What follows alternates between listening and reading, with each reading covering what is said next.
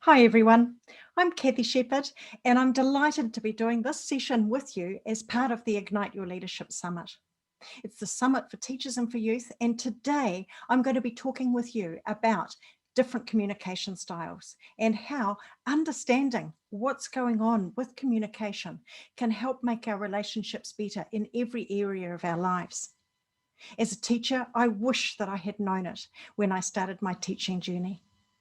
But as it was, I learnt it much later. And I've seen the changes in so many people, in so many teachers, as they have come to understand themselves and others better as they learn about different communication styles. As well as that, I've seen the difference with youth. I've been running youth summits, youth leadership events for Save the Children Fund over several years, and working with teenagers as they've been working with DISC has helped hugely to help them understand more about themselves and other people. Why is that? It's that when we understand why people do what they do, then it helps us to be able to understand that they're not doing things in order to just make us annoyed or to annoy us deliberately on purpose. There are so many different people, and it is so easy to get annoyed about things in communication. And working with people in the way that I have over the last 30 years, the number one issue between people is when communication breaks down between people. DISC is the easiest and the best tool that I have found to be able to help fix that. So can I give you some examples of where DISC has made a difference for teachers and for students?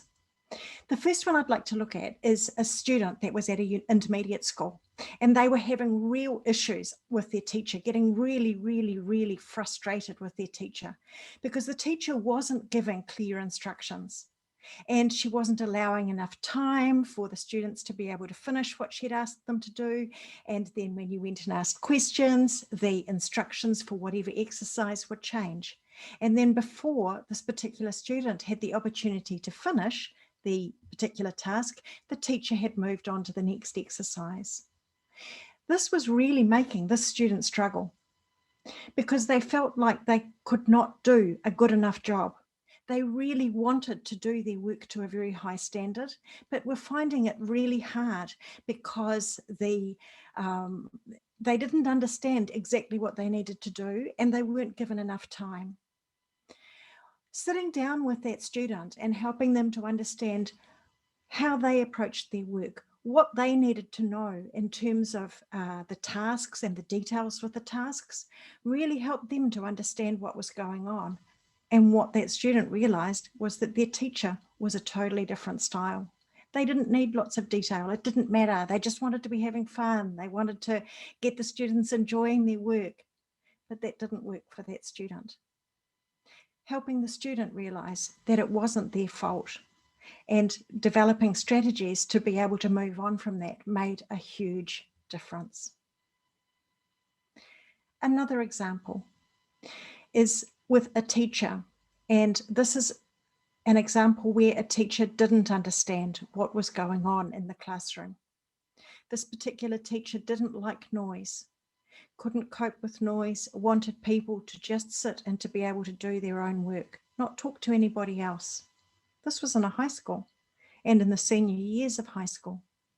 What this teacher ended up doing was separating people's desks and not enabling them to talk to each other at all, including if they had questions. They weren't allowed to help each other. All questions needed to go through the teacher. Now, what that did for some of the students who were very wanting to work with other people, wanting to collaborate with other people to be able to work through particular exercises, was make them hate the subject and hate the teacher. And it destroyed the love of that student or those students for that subject. Did they take it on the next year? No. And these are two examples of how understanding the way that we communicate and the way that our students in our classrooms communicate, the way that our friends communicate, can really help us get better results with other people. I came across the tool DISC in 2005, and when looking at understanding what people were going on about in relationships, why relationships were breaking down, I knew that this was a tool that I wanted to be able to use for the rest of my life to help people understand others better. The whakatauki that I use often is he aha te mea nui o te ao. He tangata, he tangata, he tangata. What is the most important thing in the world? It is people, it is people, it is people. And working with people using DISC from the ages of 11 right through to the ages of 80, it has really helped every single person from a really wide range of industries understand what's going on in relationships. Not only will it help you at school, university, in your work, but it will also help you in your family, with your brothers and sisters, with your parents, with your children, with your friends. This understanding can change lives. So, when I'm talking about DISC, what is DISC? DISC is what's called a behavioral profiling tool. That's pretty serious, isn't it? But what it does, it's a tool that tells you why you do what you do and why others do what they do. What it does is it looks at 4 different types of people. It's come out of the work of William Moulton Marston, who was a behavioral psychologist in the 1920s. And what he was doing was looking at the way that people responded to emotions. And what he found was that there were 4 different styles. He wrote a book called The Emotions of Normal People. And later on, this particular tool was developed out of that. It's a very easy tool to understand. There are a whole heap of personality profiling tools out there. But I have found in the work that I've done with people over the years is that DISC is the simplest and most robust tool for helping people understand themselves and others. So let's have a look at DISC. Now, there are 4 different styles. And as we're going through this, I want you to think about the fact that we are not all just in one box, okay? There's not just one box for people. People are a mix of all of the styles. There's no good, there's no bad, there's no best, there's no worst. We just are what we are, at that beautiful mix of the styles. But why I love it is that in stress or in conflict, we tend to become, every single person tends to become more and more and more like 1 or 2 of those styles. And that's where understanding what's going on can make a huge difference. So let's have a look at the different styles. The first style is D, and that is D for dominance. Now, when we're talking about people with that D style or strongly with that D style, these people are really firm, they're direct, they're decisive. They want to get results and they're firm, okay? Now, every single one of these styles as well has a flip side, because in conflict, we become more and more and more like that style. And so somebody, when they're going over the edge and things are becoming really stressful, they will become very pushy, very impatient, very domineering. They can do. They can attack other people first. And it can sound really, really harsh. And so this is what's going on for people when they're interacting with other people. You've got this person who just wants to get stuff done. They've got this incredible drive. They just want to see things happen, but things are going too slowly. And that's why they get impatient, they get frustrated. People see that frustration as being anger, and anger is a really strong emotion. And one of the things that I found over the years working with people with this style is that helping them to see that people see them as being angry when they're not makes a huge difference. If we know what's happening, then we can develop strategies in order to be able to mitigate that or make it easier. So let's go on and have a look at the next style. DI. I is for influence. Now, these people are outgoing, they're lively. These people with these traits, outgoing, lively, optimistic. They're really high-spirited, they're lively, they often have lots of energy. How can that be in the flip side of that? They can be seen by other people as being unrealistic, too emotional, illogical, irrational, no follow through, chaotic. They jump from one thing to the next. There's always another bright light. And so it can be hard for them to be able to follow through on a particular thing. It can also be hard for them to follow particular plans or steps all the way through a process because they can get distracted really easily. They want to have fun. The next style is S, and that is S for steadiness. Now, these people, the people with these traits, are incredibly supportive. They're caring. They are humble, they're patient, accommodating, tactful. Often, usually, you won't actually know whether they agree with what people are talking about or not, because they're happy to go along with whatever makes people happy. And that's where people can come across as being wishy-washy or unsure. One of the things with these S people, or the S style, is that you won't necessarily know what they're thinking. They tend to go yes because they're agreeing with what goes on. So it can seem as if they're unsure or they're wishy-washy. They won't necessarily tell you what they're wanting to do. Yes, I understand. Yes, I can make that work. Yes, if that's what makes you happy. They often need space to be able to think about what it is that they are wanting, and they need to know that you really want to know what they're thinking. They're very concerned about making other people happy. They're really good at knowing what people need, really good at remembering people's birthdays and checking in with people to make sure they're okay. So you can see, as we've been talking about these first three styles, they are very different from each other. They approach the world in different ways, and they respond in situations differently. And there's one more style again, and that is C for conscientiousness. Now, these people are different again. These people are very orderly, precise, systematic, analytical. They love to have all of the detail and to make sure that that detail is analysed correctly. They want to know that things are right. Very reserved. They often don't share things about their personal lives in work situations because it's not relevant, it's not important. This is the task at hand, this is the focus on that they're working on, and so that's what they're focusing on at that particular time.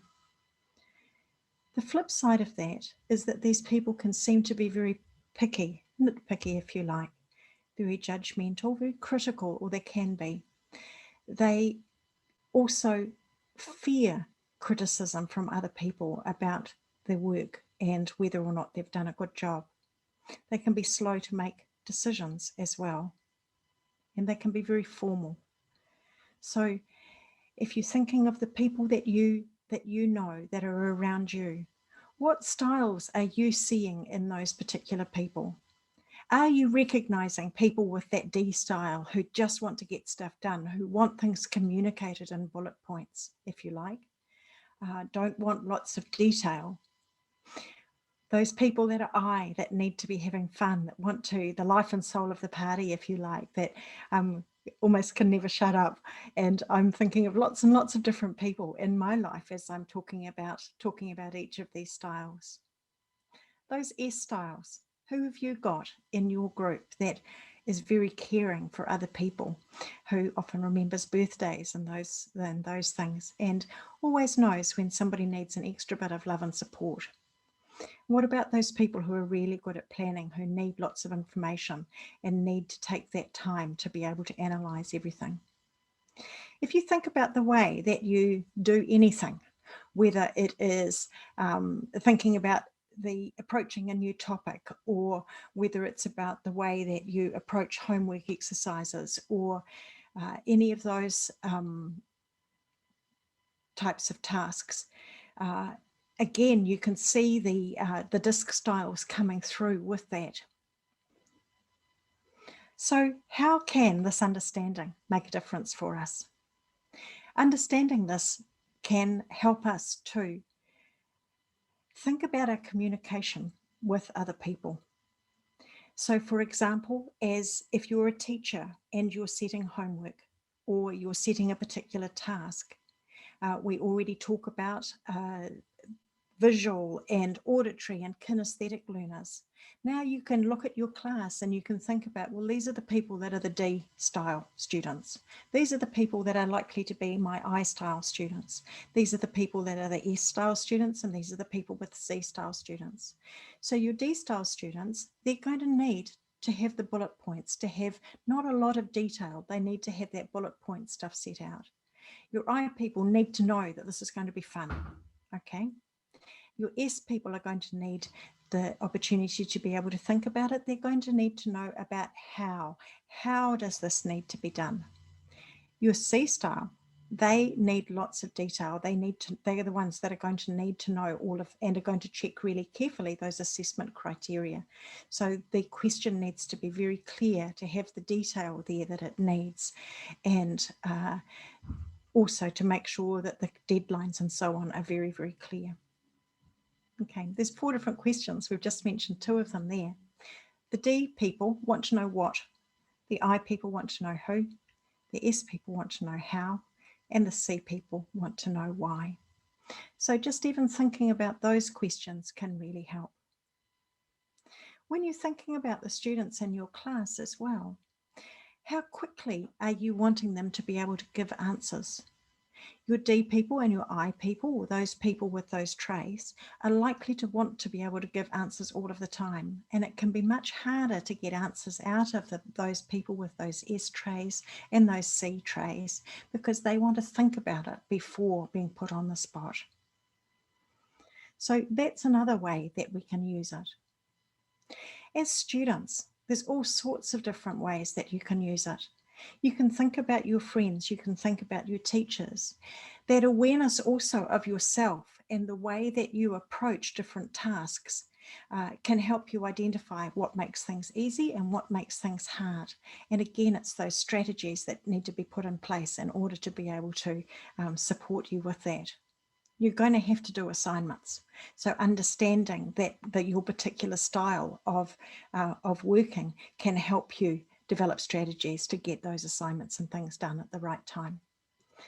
One of the things I love with DISC is working with groups of people, whether it's 3 people or whether it's a larger group. And what I've found is that if you have a variety of different DISC styles, the results that you get together are much, much better all the time if people can work together. And that's another thing that's happening in classrooms and in the world today, is that we are needing to be able to work much more effectively with other people. And this is another area that DISC is so powerful. So as you're setting up group work, so group work when your teachers are setting up group work, or when students are setting up group work at school or at university, this is another area where I've seen students go off to university, and so many subjects nowadays are making people work in groups. I've heard so many university students complaining bitterly about different workloads or different levels of input from students. And why is that person that has not done any of the work within the group, why are they able to get the same mark as everybody else? This understanding of different people and setting the group rules before you start to work on the project together can be such a lifesaver when it comes to working in groups. If you've got everybody that is thinking the same, then you're not going to cover all the range of information, the best way of presenting information. You're not going to necessarily get all of the information that you need either. If you've got that group of people, you've got that person with the dominant style who will keep people focused and get the job done, especially and much more easily if they understand the other styles that are in the group. With the I style, they're providing the energy to keep people going. The S style, they're like the glue that holds the group together to make sure that everybody's okay. And the C style is being able to provide the accuracy and the making sure that we've got enough information there. The trick is to be able to keep the group moving and to be able to keep the group working together. And that's where, if everybody has that understanding about those different disc styles, it can make the process so much easier and so much less frustrating for everybody involved. So that's a little bit about disc. I can talk about disc for days. It is an incredibly powerful tool, helping people understand how to deal with conflict, how to manage the conflict, how to work more effectively with others, how to communicate, how to build teams. It is the most effective tool that I have seen ever for helping people understand themselves and others, developing their leadership, managing other people, motivating other people, directing, delegating, all of those things. It helps. This knowledge of who you are and how you operate in the world can make such a difference. So I challenge you to find out more about DISC. Feel free to come back to me and ask for more. Now, as a special bonus for people on this summit today, I have one free giveaway. It is our special dynamic communication course, all about DISC, helping people understand themselves and the other people around them. In order to win that dynamic communication course, jump on over into our Facebook group where we're live at the moment. Jump on over, like and comment on the post about dynamic communication, and one lucky person will win that course. It's an online course and it involves a DISC profile and then a whole course about how that you can access in your own time at home, and it will help you understand who you are as a person and how you work best, and how to get better results with other people. So if you're wanting to be in the draw for that free dynamic communication course, then make sure that you have liked and commented the post about this in our Facebook group. So jump on over, find that post and like and comment on it. You can just say, hey, I'm interested, and then you'll be in the draw to get that free dynamic communication course. So I hope it's you. Thanks very much for listening to this particular session today. I hope that it's useful for you all and that you find ways of looking at the people that are around you, family members, people that your friends, your students, your teachers, the people that are around you. What DISC style are they, and what does that mean in terms of how you can get on better with them? Thanks very much.